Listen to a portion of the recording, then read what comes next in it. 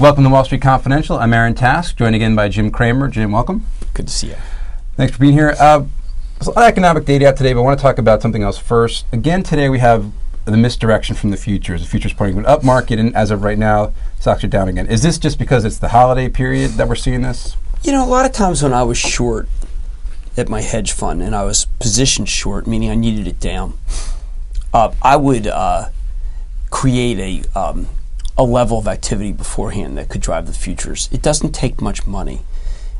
Similarly, if I were long and I would want to make things a little bit rosy, I would go in and take a bunch of stocks and make sure that they're higher. And maybe commit $5 million in capital to do it, and I could affect it. What you're seeing now is it probably is bigger market now. Maybe you need $10 million in capital to knock this stuff down, but it's a fun game and it's a lucrative game, and you can move it up and then fade it. That's often creates a very negative feel. So let's say you take a longer term view intraday, and you say, listen, I'm going to boost the futures, and then when the real sellers come in, real market comes in, they're going to knock it down. That's going to create a negative view. That's a strategy very worth doing when you're valued on a day-to-day basis. And I would encourage anyone who's in the hedge fund game to do it because it's legal, right? And it is a very quick way to make money and very satisfying. Okay. By the way, no one else in the world would ever admit that, but I can care. That's right, and you can say that here. I can't. I'm not going to say it on TV. Well, on a related note, there's so many more hedge funds today than when you were managing your hedge fund. Right. Do you think that does that exacerbate the moves, or does it make it tougher? Well, the hedge funds are positioned long-short, okay, not just long like mutual funds. So it's really vital these next 6 days because of your payday. You've really got to control the market. You can't let it lift. When you get a research in motion, it's really important to use a lot of your firepower to knock that down because it's the fulcrum of the market today. So let's say I were short. What I would do is I would hit a lot of guys with RIM. Now, you can't foment. That's a violation of foment? Yeah, you can't foment. You can't create yourself an impression that a stock's down. But you do it anyway because the SEC doesn't understand it. So, that's the only sense that I would say this is illegal. But a hedge fund that's not up a lot really has to do a lot now to save itself. So this is different from what I was talking about at the beginning where I would be buying the Qs and stuff. Right. This is actually just blatantly illegal. But when you have 6 days and your company may be in doubt because you're down, I think it's really important to foment, if I were one of these guys, foment an impression that research in motion isn't any good because research in motion is the key today. So, you would hit this guy and that guy, and when you would see an offering, when you see a guy who's bidding, you'd wipe out that guy very quickly. And what I used to do was called, if I wanted to go higher, I would take and bid. And if I wanted to go lower, I'd hit an offer.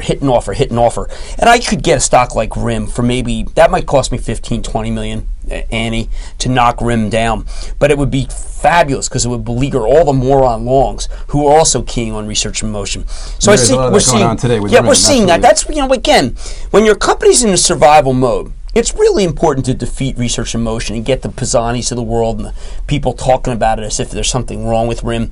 Then you would call the journal and you get the bozo reporter on research in motion and you would feed that there's a Palm's got a killer it's going to give away. These are all the things you must do on a day like today. And if you're not doing it, maybe you shouldn't be in the game. Okay. Another stock that a lot of people are focused on right now seems to be Apple. Yeah, Apple's very important to spread the rumor that that both Verizon and ATT have decided they don't like the phone. Right. That's a very easy one to do because it's also you want to spread the rumor that it's not going to be ready for Macworld.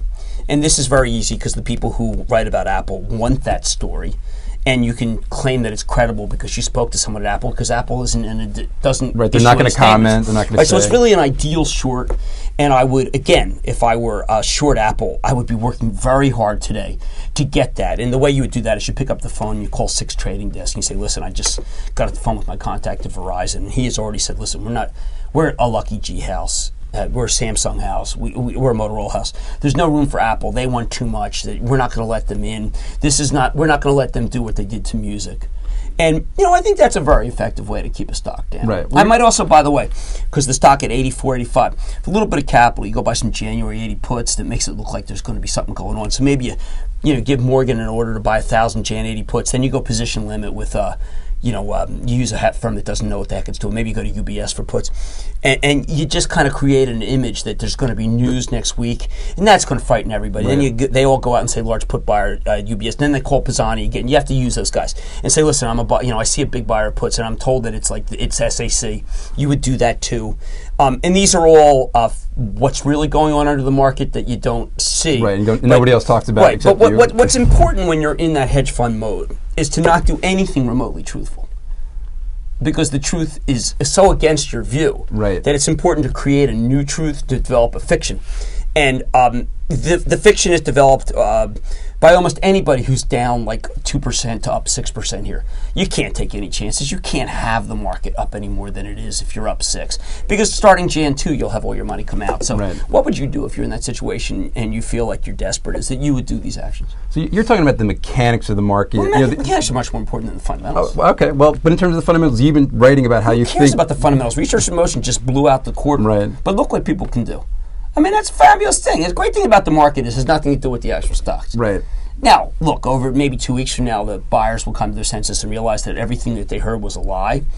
But then again, Fannie Mae lied about their earnings for $6 billion. So, right, and Bristol Myers lied. It's just fiction and fiction and fiction. And I think it's important for people to recognize that the way that the market really works is to have that nexus of hit the brokerage houses with a series of orders that can push it down, then leak it to the press, and then get it on CNBC. That's also very important.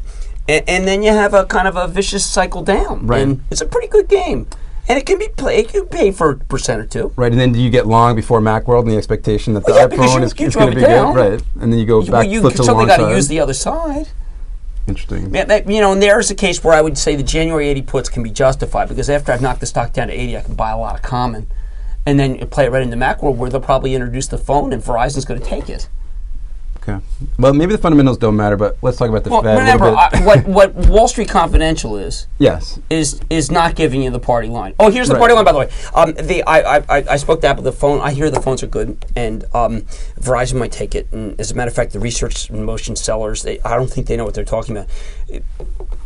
But you've been writing about the cell phone market. You think is you don't want to be involved in that. The problem with the cell phone market, frankly, is that these guys are all killing each other. Right. Someone has to take a dive. Motorola and Nokia have to get in a room and just fix price. They've been reluctant to do that because of the various justice departments and because it's illegal, right? Yeah. Well, that hasn't stopped a lot of other companies. This is true. This seems to be a case where they seem to be directly worried about the authorities.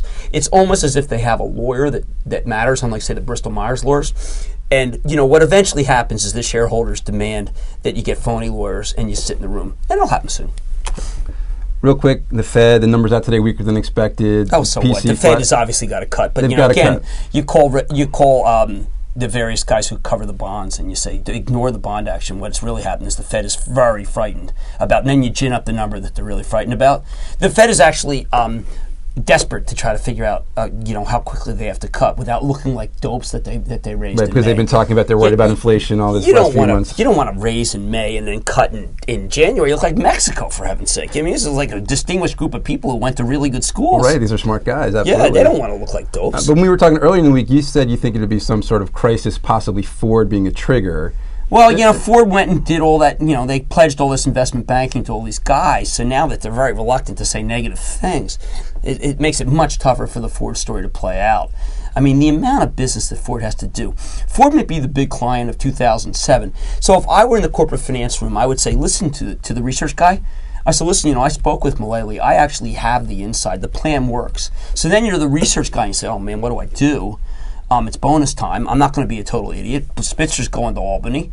Let's get back in the game. Right. I think that's important. Is it possible? Because a year ago at this time, a lot of people were saying GM's about to go bankrupt, and of course the stock's up 50-some-odd%. Well, could Ford be that stock? They're GM. No, but GM. The difference between Ford and GM was that GM's balance sheet was never really. It turned out wasn't that bad. Ford's balance sheet's pathetic, and you know that because they were willing to screw over the common for the bonds. Right. That's kind of if it weren't Ford, if this were Qualcomm. We'd be saying Qualcomm is desperate, but no, it's Ford. But it's Ford. It's an American icon. Yeah, I drove a Ford. I owned a Ford once.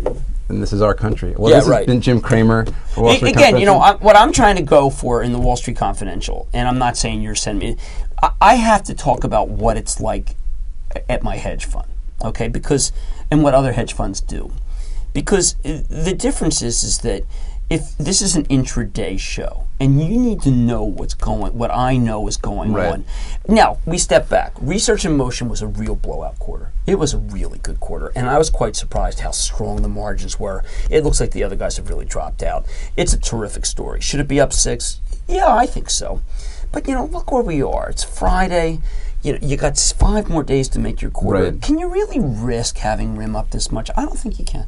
Okay, and they're not. And if I'm correct, you're off next week. Yes, I am. Okay, and I am as well. Right. So we'll be back in 2007. I'm hoping that we finish the year at 1260, because that's at 12,460, because that's what I said at the beginning of the year was. Now, yesterday we came in and we were 20 points away from what I predicted.